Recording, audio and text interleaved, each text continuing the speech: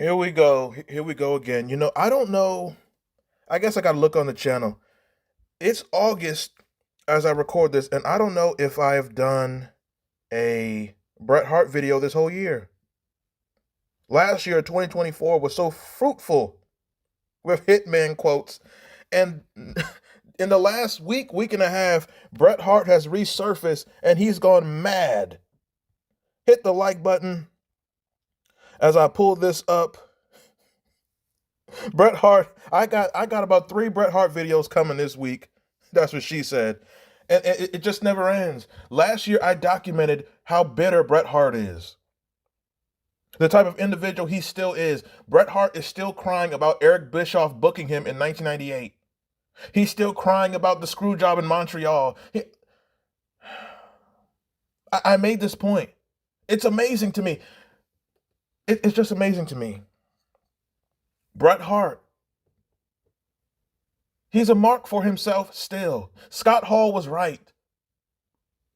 Scott Hall was right. Bret Hart, 20, 25, 30 years ago, is complaining about wrestling booking, but he never complains about Owens passing. If there's something to complain about that would never end, it would be Owen Hart's tragic passing. No. Bret Hart's complaining about how he was booked in WCW in 1998. Vince McMahon gets a lot of criticism for good reason, but when Vince McMahon did an interview in 1999 after Owen Hart's fall, he met Bret Hart in a park in Canada. And Vince McMahon said the whole entire time, all Bret Hart talked about was his own career. All Bret Hart talked about was himself. He did not mention Owen Hart, according to Vince McMahon. Now, I'm not saying Vince McMahon is always telling the truth, but why would Vince McMahon lie about that at that particular time? But maybe that's another video, another day. But Bret Hart has stooped to the lowest of his lows. Speaking of someone in wrestling passing, however you feel about him, whatever the case, when someone is deceased, whatever feelings you had, just they go with that person. When you talk negatively in a heinous fashion about someone deceased, you're damn near, if not putting a spell on yourself. But I'm going to a deeper psychological level that many people listening are not ready for. But Bret Hart reacts to the passing of Hulk Hogan. Now, I just opened this video saying Bret Hart to this day, if he does an interview, he will still cry about 1997 booking, 1998 booking, 1999 booking, 2000. He will still cry about booking. It's 2025. Why is Bret Hart still crying? Because Bret Hart is a legend and an icon, and he was great at what he did. And Bret Hart, guess what? He probably is a great human being. But that does not mean he cannot be criticized. Because I'm only speaking on what he's displayed. Bret Hart does an interview after Hulk Hogan passes. And let me read from this article. Make sure you hit that like button. The article says, Hulk Hogan passed away on July 24th, 2025 at the age of 71. In 1993, at WrestleMania 9, Hulk Hogan stepped in after Bret Hart lost the WWF title to Yokozuna following interference by Mr. Fuji. Hogan then quickly defeated Yokozuna to capture the World Wrestling Federation title. Oh, World Wrestling Federation sounds so much more powerful than World Wrestling Entertainment. One moment. Hogan winning the title WrestleMania 9 at the time, a move that has remained a point of contention for Bret Hart. It is just amazing to me. Bret Hart is still You know what? Let me just read the article and let me just read it. Bret Hart recently does an interview and he was asked about his thoughts on Hogan's passing, and Bret Hart says, and I quote, "You can never deny what Hulk Hogan did. His footprint in the wrestling business will always be huge, maybe as big as it is ever going to get. When Hulk Hogan left the WWF in 1992 and wasn't at SummerSlam 92, it was WrestleMania 8 when I fought Roddy Piper. Piper was one of the few guys that reached down and pulled me up to his level. Now, that is really funny. That's a real funny statement because if you watch that match, Piper did not want to put Bret Hart over clean. And that's a really funny statement. I have a video on this channel. It's called Roddy Piper, the Most Miserable Man in Wrestling. Watch that video and how he buried Buff Bagwell. Watch that video. Roddy Piper was notorious for not wanting to work with anybody. He did not want to elevate talent. He was notorious for this. He did not want to do jobs. Ever. And if you watch the WrestleMania 8 match, great match. But the finish of the match is, I think it was Piper has Bret in a sleeper hold, and Bret, he climbs up the turnbuckle, kicks off, and then they have like a double pin, but Piper's shoulders are more down, so technically Bret wins. It's like, that's the type of finish that people like Piper do. People like Kevin Nash do. Even Hogan. It's like you won, but you didn't really win, and then as soon as the match is over, Piper's on his feet. So you didn't really beat him convincingly. But in Bret Hart's mind, Piper reached down and helped me. Oh, okay. He goes on to say that Piper said to him, I want to wrestle Bret Hart because I want to make him. Did that match really make Bret Hart? To that point, it was his biggest match. But like I said, it wasn't like some like clean, dominating, clear victory. It was like a double pin and you weren't really sure what happened. Maybe that's another video. Well, yeah, I might have to get on Piper later on. Rest his soul. But it says Roddy Piper made me and contributed to the next generation. Oh God, I really don't think Roddy Piper made Bret Hart. I think Bret Hart was made by constantly getting pushed and contributed to the next generation. You mean the new generation? You mean the horrible television of 94, 95? That's Piper's fault? He then goes on, Bret Hart, he then goes on, he says, there were a lot of wrestlers who didn't do that. Hulk Hogan never did that for anybody. He never pulled anyone else up. Okay, that's a lie. See, that's that Mark Dave Meltzer BS lie. I'm sorry. Hogan made Ultimate Warrior WrestleMania 6. Hogan made Warrior. Hogan literally, without Hogan, Honky Tonk Man don't exist. Without Hogan, Savage is not a main eventer.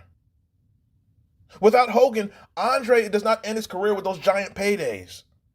Literally, Hogan blew up wrestling mainstream around the world. Literally made the WWF mainstream. Literally, he reinvigorated WCW when they did the NWO and he turned. Literally, the peak of Goldberg is July 6, 98. The fact I can remember the date of that Nitro. What is Bret Hart talking about? Did Hogan play his politics? Yes, you have to. Wrestling is a political business. To be a top guy, you have to be political. Kevin Nash did not elevate anybody. Triple H did not elevate anybody except Batista. Hulk Hogan literally elevated promotions and the industry. Hogan put over The Rock. The Rock's most famous match is WrestleMania 18. What is Bret Hart talking about? He said Hogan never lifted up anybody. No, he didn't lift you up. So now you're bitter. Even when he's in the grave, you're still crying because he did not job to you in 1992. This is the world you're living in. This is Bret Hart. What is Bret Hart talking about? And you know, the contradiction of Bret Hart in the 90s. Bret Hart used to write a column in the Calgary Sun, a paper in Canada. And in his paper, he would always glaze Hogan. Oh, Hogan's great, and Hogan helps children, and Hogan did this. Great. But as soon as Hogan don't put you over a second time in WCW, oh, now I hate Hogan and Bischoff, they're idiots. Great. Bret Hart is a selfish wrestler. Selfish. You know, Kevin Nash told a story that when they were in WWF in 95, 96, 94, 95, 96, when Bret Hart was the champion, he was making like $300,000, which is just pitiful money. But Nash said Bret Hart had enough stroke, enough power that he could have went to Vince and said, I need more money. Now, the way a lot of business works If the top pay elevates, everyone else elevates. It's like, the whole thing, like all the boats rise.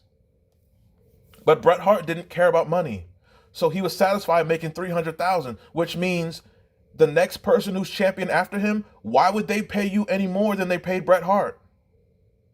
The standard is 300,000. Bret Hart did not push to heighten the standard. So you're going to get the same or less than he got.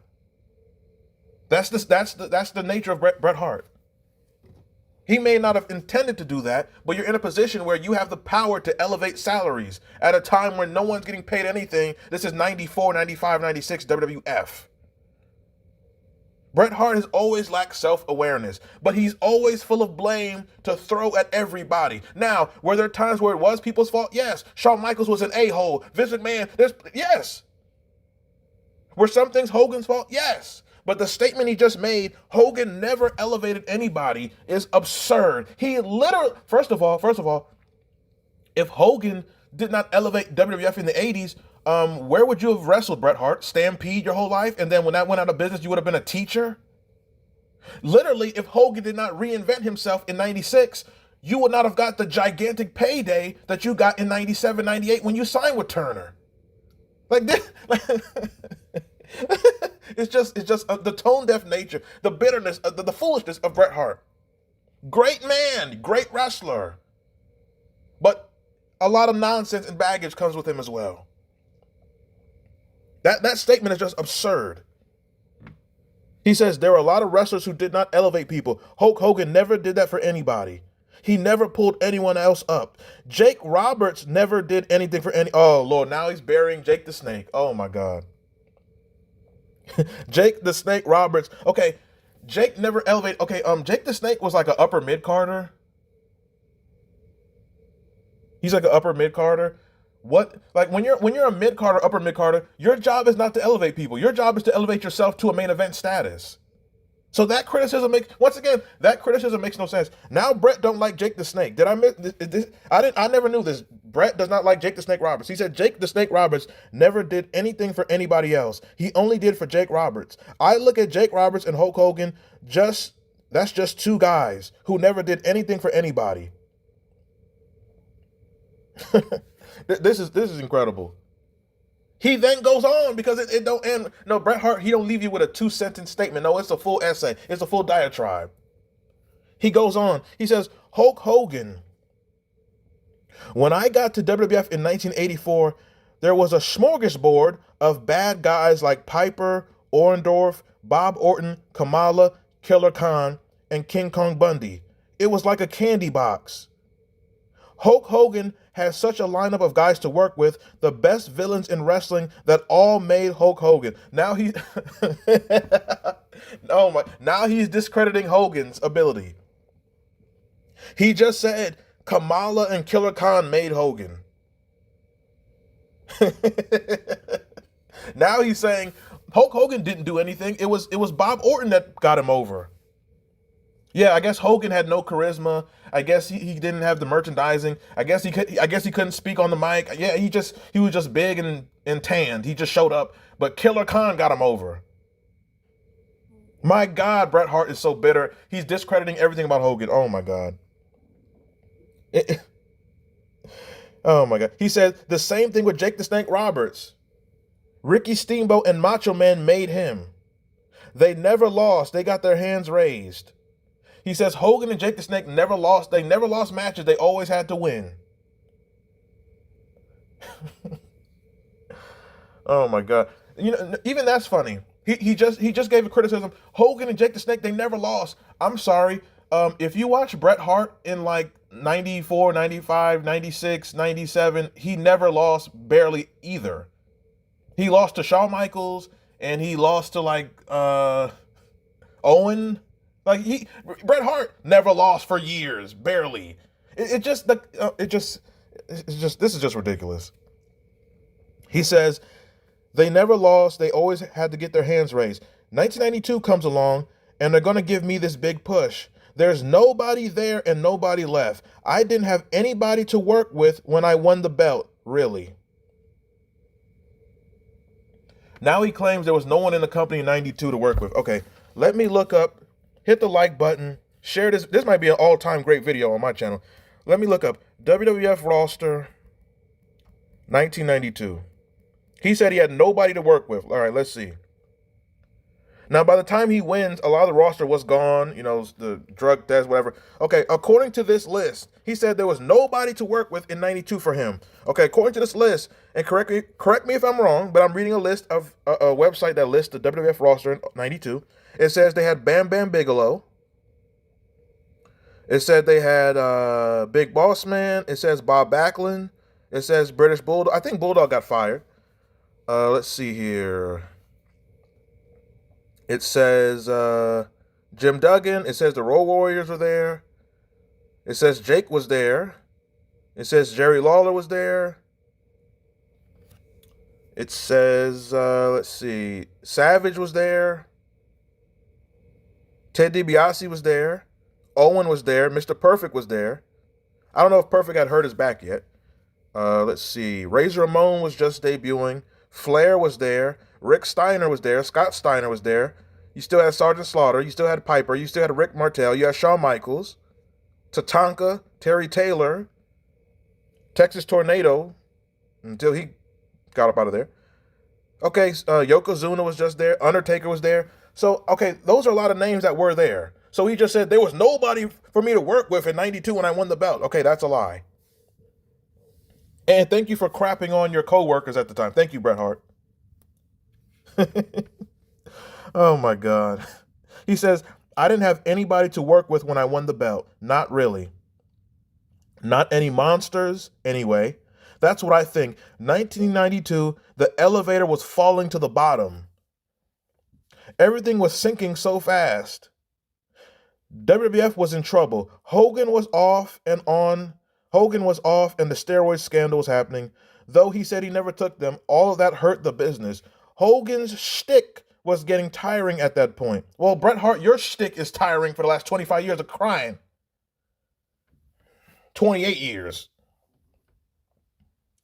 I don't know how I got picked to be champion. I never had any say. When I found out I was going to be the world champion, I was the first one to find out, and it was a shock. I didn't expect it, but I was grateful for it. I always felt like things were falling so bad, and Vince had to figure something out. Stick it on him, he said. I was a safe bet. I wasn't a guy who was going to get busted for having a couple ounces of coke in my bag like Jake Roberts might have. Oh, my God. Oh, my Lord. Oh, my God.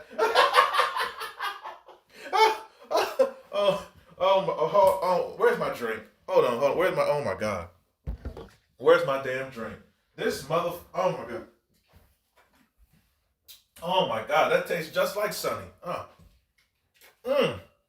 Oh, that tastes like Don Marie. He just said, oh my God. He just said, I was a safe bet to be the champion. I wasn't a guy who was going to get busted for having ounces of coke in my bag like Jake the Snake, which is funny because Bret Hart did all the same drugs everyone else did. He was on the juice too. Bret Hart, he just contradicted himself again. I wasn't going to get caught with ounces of coke in my bag. Bret Hart was literally on Dark Side of the Ring, or he was on one of them shows saying, I did coke. What is he talking about? He admitted to doing cocaine in the 90s. Now he's saying...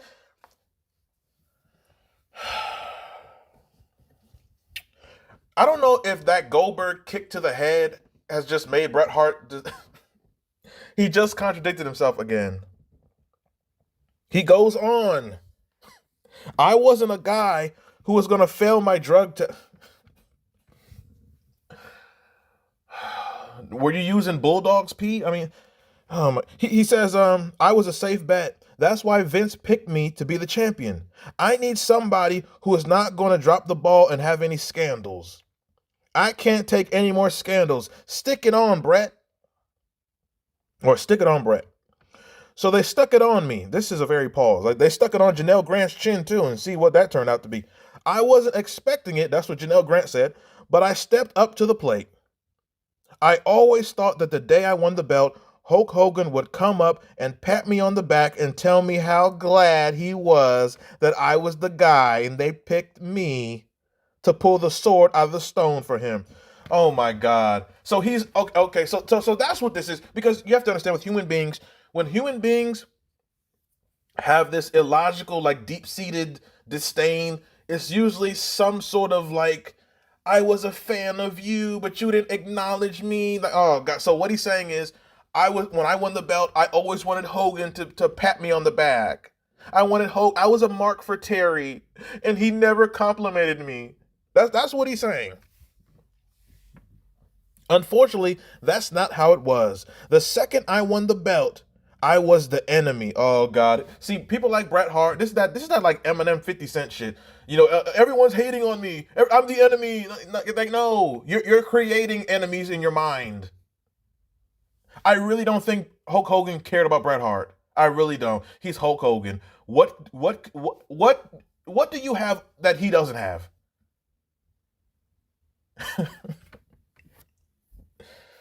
Oh my God. Oh my God. As soon as I won the belt, I was the enemy. I had what he wanted. Oh my God. Does he not realize Hogan was the top guy in the company for like 8 years? And he left because he was worn out and tired? No, no, no, no, you stinking hyena. No, you hyena. I know people following the channel a long time. You've been waiting 21 minutes for me to do the Bret Hart. Yeah, you hyena. Come on, you stinking Hogan. You piece of trash. You scum. You turn a blind eye to it. McMahon, you turned a blind eye. Lawler, you turned a blind eye. You stinking hyena. My brother Owen, Bulldog, you stinking hyena. Oh my God. Bret Hart. I mean, this is ridiculous, but I'm thoroughly entertained. Oh, I'm thoroughly entertained. Make sure you subscribe to the channel if you're not. Share this. You have to share this video with somebody who does not realize how Bret Hart really is. This. Oh my God, this video is a classic. Oh my God. He says he said Hogan. He said I had what Hogan wanted, and we were never really ever friends again. I'm gonna go out on a limb and say Hogan was never friends with you. You were a mark and thought that he was. I'm gonna say that. Now, I'm being funny on that part. But Hogan, once again, when he did interviews on Off the Record and they asked him about Bret Hart, he said, I always liked Bret. I don't know why he doesn't like me. Now, Bret, this is 92. Bret is a legend. In 92, Hogan didn't, he didn't support me. And then like in 93, he stole my moment because he won the title WrestleMania 9. And he never wanted to put me over. Well, he came back, and you know what's funny? You know what's funny? To go back to an earlier point when Bret said Hogan never put nobody over. I'm sorry. Didn't Hogan lose to Yokozuna at King of the Ring '94? Didn't Hogan? Let's just continue. Let's just continue. I had what he wanted, and we were never really friends ever again. That had nothing to do with me. I was always honest. Oh my God. Bret Hart, Canadian hero. Christ of wrestling. Hulk, it was like a little kid in elementary school. Some kids are BSers who tell BS. Classic BSers. Sometimes you have to kick kids like that. I think Hulk Hogan was a BSer. They asked Bret Hart, what did you think about Hogan following his passing? The question, this is an interview I just read from. The interviewer asked Bret Hart, what are your thoughts on Hogan after his passing?